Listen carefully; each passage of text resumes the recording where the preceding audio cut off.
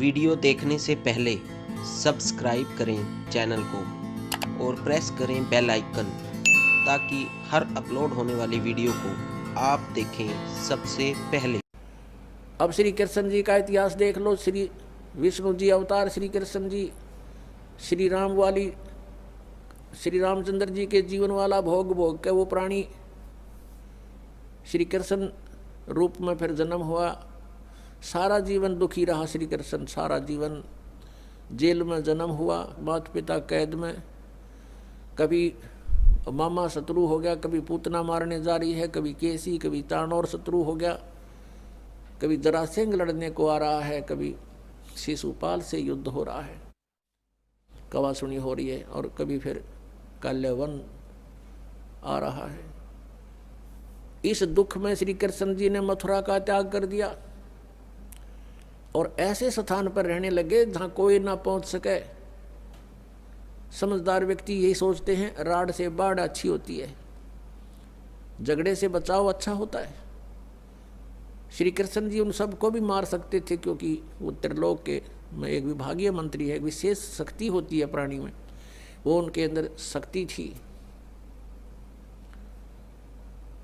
लेकिन यही सोचा था कि किस किस ने मारूं या तो सबकी बुद्धि भ्रष्ट। तो श्री कृष्ण जी ने द्वारका बनाई। समुद्र के बीच में एक टापू था जिसका केवल एक गेट था, द्वारिका, एक द्वार की नगरी। और ये सोच करके वहाँ यदि इतनी दूर पहले तो कोई आवेगा नहीं, ऐसे स्थान पर जा रहे हम और वहाँ कोई आवेगा युद्ध करने, तो हम एक ही तरफ से उसका सामना कर सकते हैं, इसलिए एक गेट था उसका और बाकी तीन समुद्र था तीन तरफ।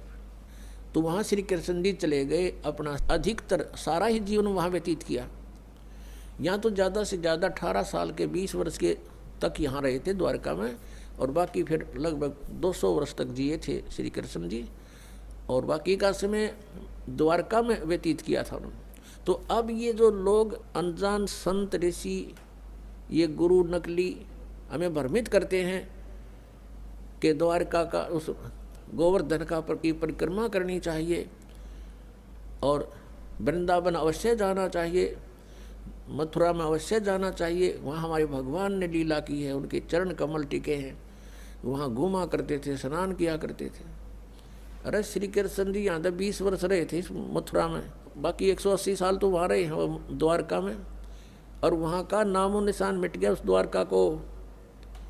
इसलिए वहाँ खत्म की द्वारका, समुद्र में डूब गई श्री कृष्ण जी की मृत्यु के बाद, और यादों का विनाश हो गया था, आपस में लड़के मर गए थे, और जो बाकी शेष औरतें बची थी उनको अर्जुन ले आया था, सब खाली हो गई थी द्वारका। उसके बाद वो समुद्र ने डबो दी थी, अंदर चली गई।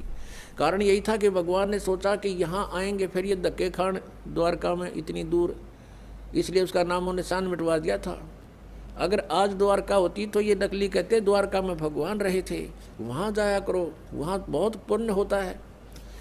उस द्वारका में तो सत्यानाश होया था, सारे यादव कटका मर गए थे वहाँ पर। आज भी जाते हैं वहाँ बहुत से श्रद्धालु।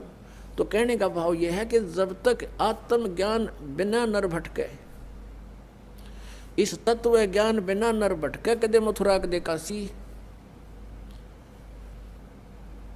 फिर श्री कृष्ण जी का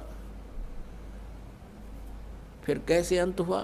श्री कृष्ण जी के सामने पूरा यादव कुल आपस में लड़का मर गया, पोते पड़पोते रिश्तेदार सब आपस में कट कर मर गए। और वो सारा सांग देख कर, वो सारा अनर्थ देख कर जब श्री कृष्ण जी की मृत्यु हुई, एक परिवार के सामने एक आधे की मृत्यु हो जाती है, उसका कलेजा फट जाता है, रो रो कर पागल हो जाता है इंसान। तो पुण्यात्माओं, आज तक हमें सत्यनारायण कथा नहीं मिली थी, और ये सत्य कथा है। सत्यनारायण का अर्थ है सच्चा भगवान, और सच्चे भगवान की सच्ची कहानी, सच्ची कथाएं। तो प्रसंग चल रहा है कि परमात्मा ने बताया कि तुम जब तक जन्म और मृत्यु के अंदर हो, सुख नहीं हो सकता, शांति नहीं हो सकती।